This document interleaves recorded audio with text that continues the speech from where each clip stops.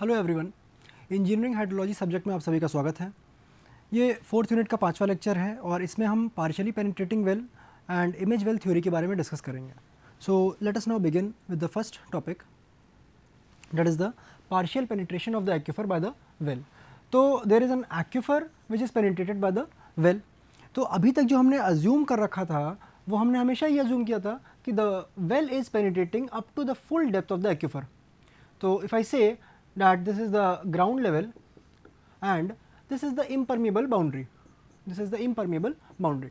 और यदि ये confining एक्यूफर की बात हो रही है तो यहाँ पे भी कुछ impermeable boundary होगी over and above the pervious layer। तो ये pervious layer है जहाँ पे water is being stored there। so this is an aquifer। अब दोनों साइड पे बाउंड्रीज यहाँ पे मौजूद हैं। हमने जो assumptions अभी तक ले रखे थे उन सभी में हमने यही बात करी थी कि the well is penetrating up to the full depth of the aquifer।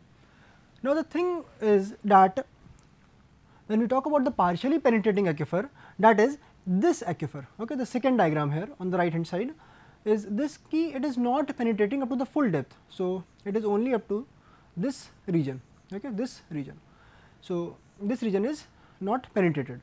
Now the thing is, in this diagram, in the first diagram here, when the well is penetrating fully into the aquifer, in that case if you assume this as a well, okay, this pen as a well, so what will happen, the flow will be radial all along the boundaries of the well.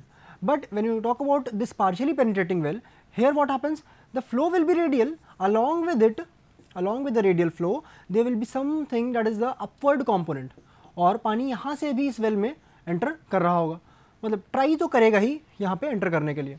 So this is the case of the partially penetrating aquifer. Now another thing about the draw down, okay, we will talk about two things, that is the draw down here, कि drawdown का variation कैसा होता है, and the second thing is the about the discharge, okay, that is Q. So जब हम बात करते हैं फुली पेनिट्रेटिंग डेप्थ में, तो यदि हम उसका कंपैरिजन लें और सेम डिस्चार्ज की बात करें तो उस केस में the draw down will be let's say S here, and for the partially penetrating aquifer इसमें जो है ड्रॉ डाउन ज़्यादा देखने को मिलेगा, बिकॉज इसके पास तो एरिया यहाँ पे ज़्यादा मिल रहा है वाटर के लिए, but in this case the draw down here is somewhat more. यदि हम बात करें डिस्चार्ज की तो ऑब्वियसली बात है, it is penetrating up to the full depth, तो फुल डेप्थ तक डिस्चार्ज कर रहा है, तो let's say this is Q और ये पार्शियली पेनिट्रेटिंग है, let's say it is Q P, तो always Q P will be less than Q. These are the two things that we are talking about. This SP will be less than, SP will be greater than S, and QP will be less than Q. So these are the two things that are dominant in this partial penetration of the aquifer. Now if we talk about the partially penetrating well, जो हमने discuss किया है diagram में उसी को हम चलिए यहाँ पे देखते हैं। Partially penetrating well is the one in which well screen does not penetrate to the full depth of aquifer, that you have already seen. So why I am talking about the well screen, because ये जो ये length है aquifer में, यहाँ पे क्या होगा, यहाँ पे these are well screens that are placed, well screens that are placed। screens मतलब क्या, screen मतलब ऐसा कि कुछ वाटर को अलाउ करे और जितने भी सैंड पार्टिकल्स हैं, फाइन सेडिमेंट्स हैं इस एक्यूफर लेयर में, उन सभी को वो अवॉइड करे, ऑलराइट, उन सबको अंदर ना आने दे। So the well screens are all about this. जैसे आप एनवायरमेंटल इंजीनियरिंग में देखते हैं स्क्रीनिंग जो एक प्रोसेस होता है, उसी तरीके से यहाँ पे भी स्क्रीनिंग होता है, जहाँ पे हम पानी को तो आने देते हैं but we don't allow the finer sediments. So if you talk about the second point here, flow has the radial as well as the upward component in the case of what, partial penetration, जो हमने अभी diagram में देखा। If you talk about the draw down, तो वहाँ पे जो partially penetrating well है उसका draw down is more as compare to the fully penetrating well. And if you talk about the discharge, तो fully penetrating well का जो discharge है, let's say it is Q, and for the partially penetrating well, for the partially penetrating well, it is QP.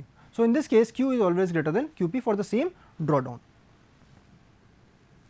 Now what you have to do, you have to find out what is the discharge as for the partially penetrating aquifer, okay. And a formula has been given by Cosney, okay, a correction factor basically. This factor is given कि Q का कितना part ये partially penetrating aquifer discharge के रूप में देगा। So this QP is equal to Q into F। तो Q तो आपको पता है जो भी एक fully penetrating well देता है discharge, this F is the correction factor जिससे आपको QP की वैल्यू पता चल जाएगी. Now let us talk about this thing here. If we say that this is an unconfined aquifer, unconfined aquifer है मतलब कि ये क्या है आपकी, this is the water table, this is the water table. तो ये partial penetration है कहाँ तक, from the water table to this D1 depth, okay, and the height or the thickness of this pervious aquifer is small d. So in the case of this unconfined aquifer, this correction factor is given by this formula here, which is given by 1 plus 7 root में radius of the well upon 2 times d1. यहाँ पे radius of well कितना होगा, this will be the radius of the well into cos pi alpha by 2 in the whole brackets and then it is alpha. Alpha जो क्या है, alpha कितना penetration factor है, that is d1 upon d. So alpha is the penetration factor. What is the fraction by which the well has penetrated? So you can see here this d1 is the actual penetration depth below the water table and small d is the full depth of the aquifer below the water table. So this alpha is the penetration factor which is being used here and also in this cos factor. Let us now talk about the confined aquifer.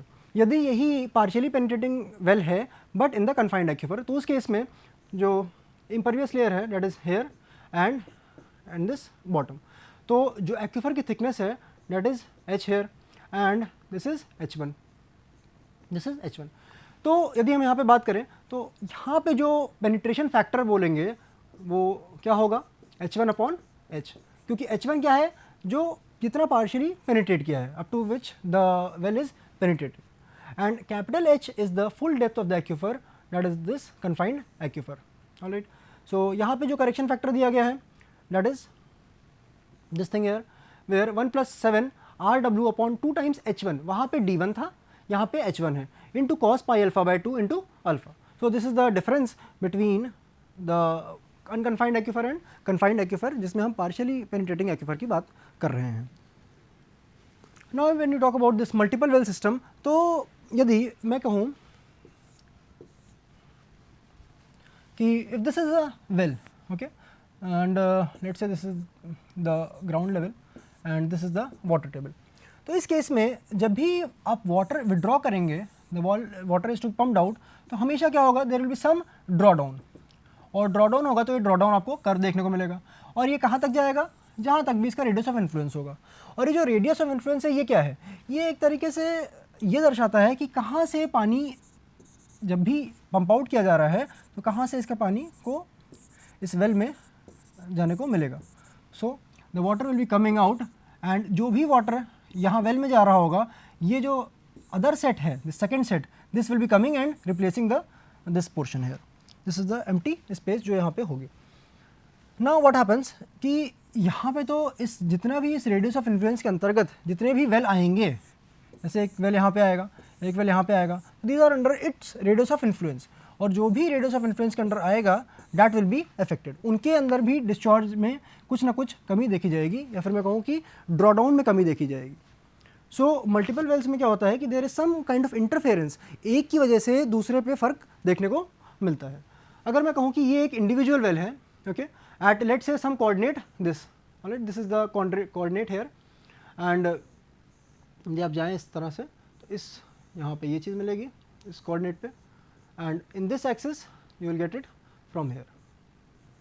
सो ये इस point पे यदि आप बात कर रहे हैं तो if there is a well here और you are getting some discharge here, और यदि हम दूसरे कोऑर्डिनेट पे जो कि इसी के आसपास का ही एरिया है, बिकॉज यदि मैं इसको लूँ तो the first well was situated at this place, second well is situated here, तो यहाँ पे भी कुछ ना कुछ डिस्चार्ज आप विड्रॉ कर रहे हैं.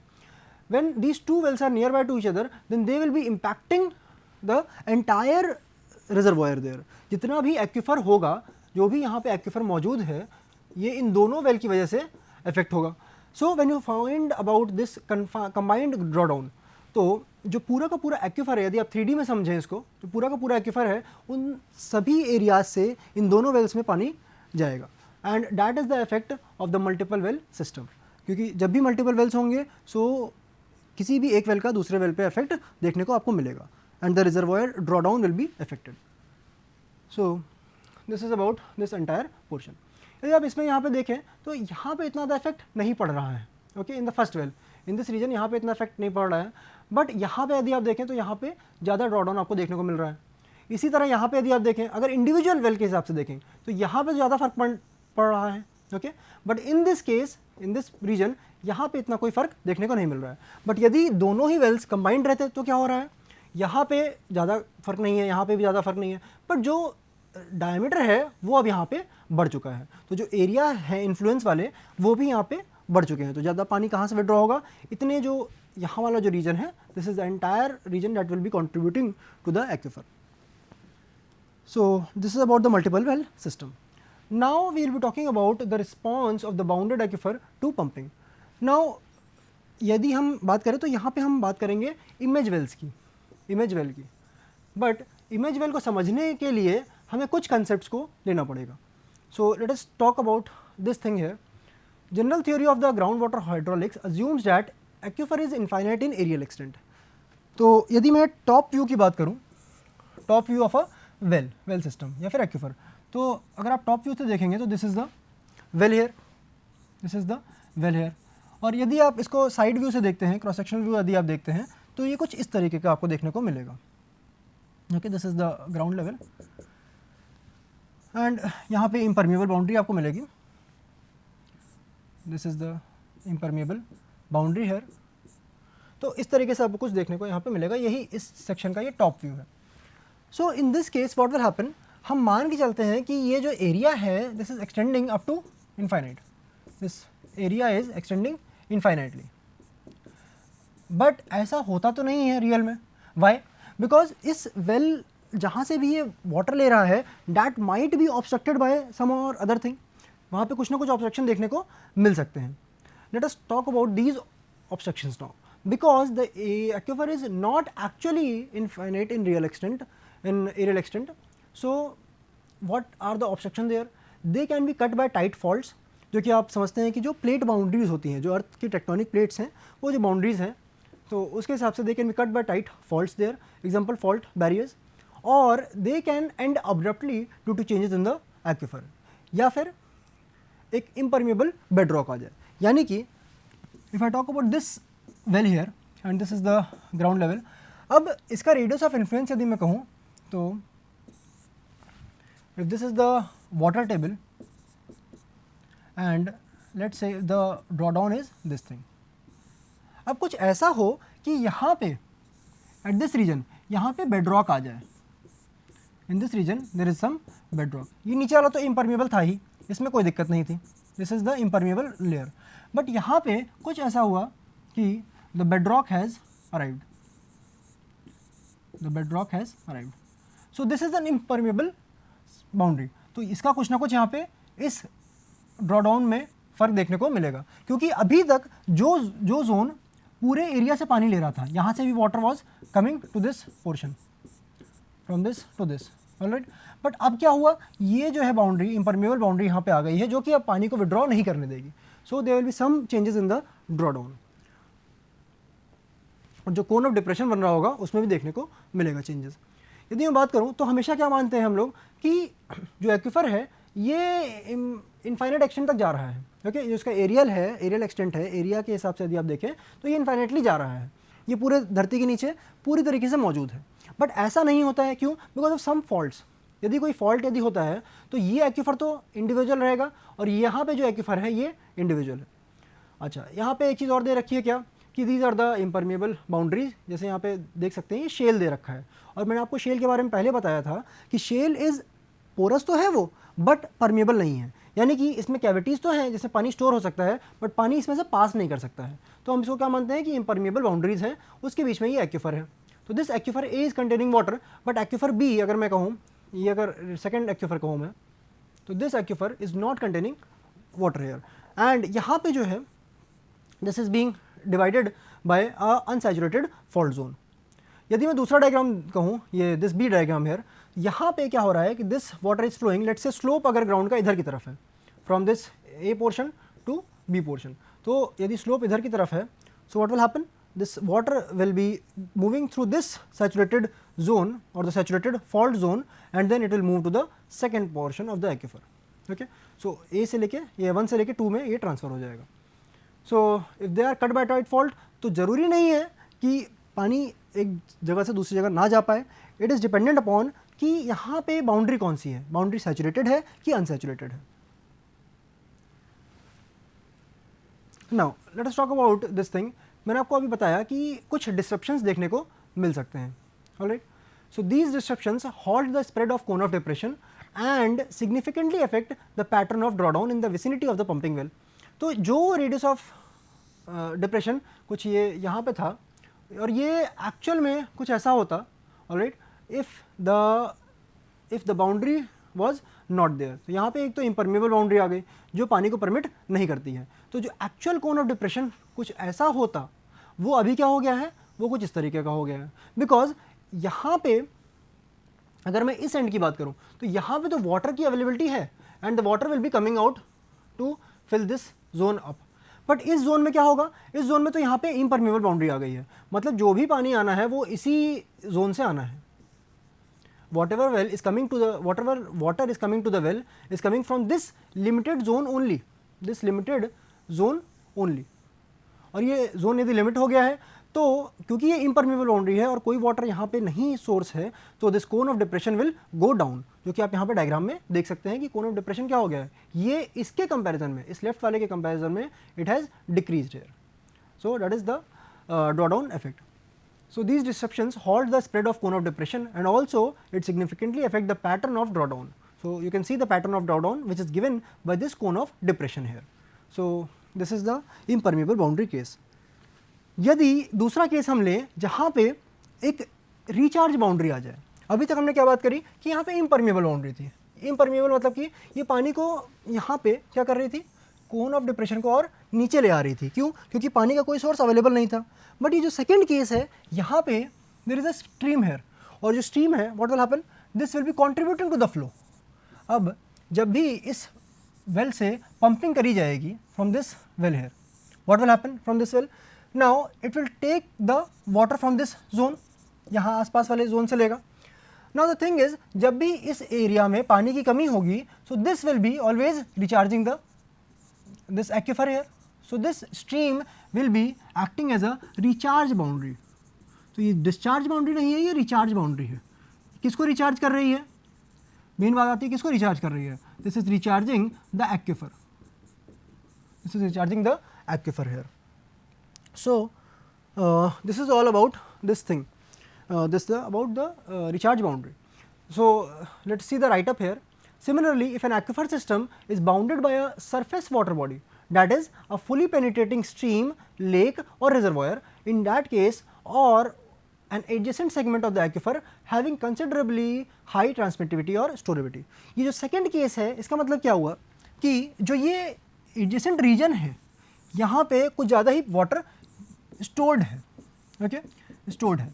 Why? Due to its high transmissibility or the storativity. Okay, this is the transmissibility या फिर storativity. तो transmissibility या storativity मतलब क्या कि ये water के movement को और ज़्यादा मदद कर रहा है.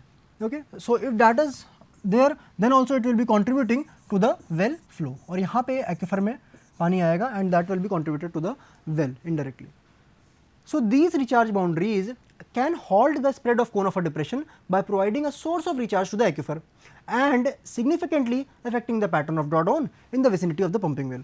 अब आप एक चीज़ बहुत ध्यान से देखिएगा कि जब हमने बात करी थी इम्परमेबल बाउंड्री की, तो उस केस में क्या हुआ था, द डिस्चार्ज हैज़ डिक्रीज और the I would say the cone of depression has decrease और it has gotten down much quicker as compare to this portion जहाँ पे एक्विफर में कोई भी इम्परमेबल बाउंड्री मौजूद नहीं है.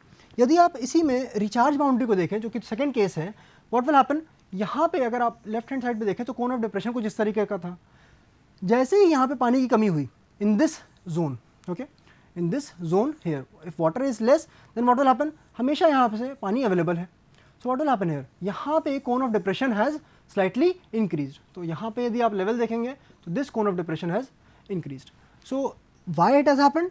Just because the source of water is available to fill this zone, and as the pumping has been done, so the water is getting into the well and you are getting the yield. So cone of depression और जो उसका surrounding region होता है that is getting filled up by the water as soon as the water is being discharge from the well here, that is the discharge Q. So ये impermeable boundaries और recharge boundaries दोनों ही एक तरीके से affect करती हैं. Now let us talk about the image well theory. Boundaries are considered to be either an impermeable one और the recharge one. Okay, so these are the two boundaries that we will be talking about, जो कि हमने अभी देखा कि कैसे कैसे ये अफेक्ट करती हैं किसको, कोन ऑफ डिप्रेशन को, या फिर मैं कहूँ कि डिप्रेशन ये ड्रॉ डाउन कर्व को. Now let us talk about what is image well. When a pumping well is located near an impermeable boundary or a recharge boundary, दोनों ही केसेस हमने देखे हैं अभी. Okay, there are considerable deviations in the radial flow pattern towards a pumping well that you have also seen कि किस तरीके से drawdown में चेंज आ रहा है. ड्रॉडाउन में चेंज आ रहा है यानी कि जो कोन ऑफ डिप्रेशन है उसमें भी कुछ ना कुछ देखने को आपको चेंज मिलेगा.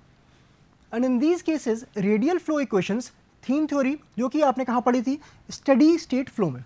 Okay, you studied it in steady flow condition. Okay, और स्टडी फ्लो में आपने दो थ्योरीज पढ़ी थी, कौन सी, एक ड्यूपिट्स थ्योरी और एक थीम्स थ्योरी. तो यही दोनों थ्योरीज में यदि हम बात कर रहे हैं सिर्फ और सिर्फ थीम की यदि अभी के लिए, so these are the radial flow equation, जहाँ पे हम मानते थे क्या कि if this is the well which you have, what will happen, the flow is getting into this well radially. और ये रेडियल केस यहाँ पे इन दिस केस अप्लाई नहीं हो पाएगा. क्यों नहीं अप्लाई हो पाएगा? क्योंकि बाउंड्रीज चेंज हो गई हैं. वहाँ पे तो हमने इनफाइनाइट, इसका अजम्पशन क्या था कि area is infinite, area is infinite, the areal extent of the aquifer is infinite. But in this case हमने सबसे पहली लाइन जो पढ़ी थी इस थ्योरी में, इसके पहले जब हमने बात करा तो हमने बात करी कि या तो इम्परमेबल बाउंड्री आ गई या फिर एक रिचार्ज बाउंड्री आ गई. सो यहाँ पे तो क्या हुआ, ये जो स्टडी स्टेट फ्लो का अजम्पशन था that was not acceptable here. Okay, वहाँ पे अजम्पशन था कि हम जो है रेडियल फ्लो इक्वेशन में बात करेंगे and this themes and the thieves equations can not be applied in this case. ये थीज इक्वेशन क्या है, ये thieves equation unsteady state of flow की यहाँ पे बात करी गई है. Will be talking about after the topic of well losses. So these radial flow equation जो हमने बात करी यहाँ पे, थीम्स इक्वेशन और थीज इक्वेशन, ये अप्लाई नहीं हो पा रही थी. So for the boundaries, well that create the same effect as a boundary are called image wells. तो एक तरीके से यदि आप देखें तो ये जो wells हैं, these are the sort of boundaries which are there. If I say this is the ground level and this is the original pumping well जहाँ से आप discharge निकाल रहे हैं, और मैं कहता हूँ कि यहाँ पे एक impermeable boundary आ गई है, तो यहाँ पे cone of depression यहाँ पे क्या हो जाएगा, यहाँ पे कुछ ना कुछ इफेक्ट आएगा और ये कोन ऑफ डिप्रेशन यहाँ पे डाउन हो जाएगा. But in this infinite areal extent ये कोन ऑफ डिप्रेशन कुछ इस तरह रहेगा. तो इस इम्परमेबल बाउंड्री यहाँ पे जहाँ पे है, यहाँ पे हम क्या करेंगे, इस इम्परमेबल बाउंड्री की जगह हम यहाँ पे एक इमेज वेल मान लेंगे, एक इमेजनरी वेल मान लेंगे, और इसी को हम बोलते हैं कि ये डिस्चार्जिंग इमेज वेल हो सकता है या फिर ये रिचार्जिंग इमेज वेल हो सकता है. ये किसके ऊपर डिपेंड करता है, ये डिपेंड करता है कि आपकी बाउंड्री किस तरीके की है. Is the boundary an impermeable one or a permeable one? So when you talk about this discharging image well, see here in this image well theory, the effect of an impermeable boundary is simulated. यानी कि हमने क्या कहा कि एक हम मान लेंगे, okay, we are considering this thing that will be considering that this impermeable boundary is simulated by considering an imaginary pumping well which is known as a discharging image well. So आपने यहाँ पे पहला भी diagram देखा ही वाला कि यहाँ पे cone of depression has reduced, why, because of this impermeable boundary. तो जहाँ पे ये इम्परमेबल बाउंड्री है, हम यहाँ पे क्या करेंगे, हम यहाँ पे मान लेंगे कि एक वेल है और ये इम्परमेबल है, यानी कि इसका कोई भी कंट्रीब्यूशन इस एक्यूफर में नहीं है. There is no contribution as such of this region due to this imaginary boundary. तो जो हमने इमेज वेल एक मान रखा है यहाँ पे, that is this image well. तो यहाँ से क्या हम कहते हैं कि यहाँ डिस्चार्ज बाहर निकाला जा रहा है.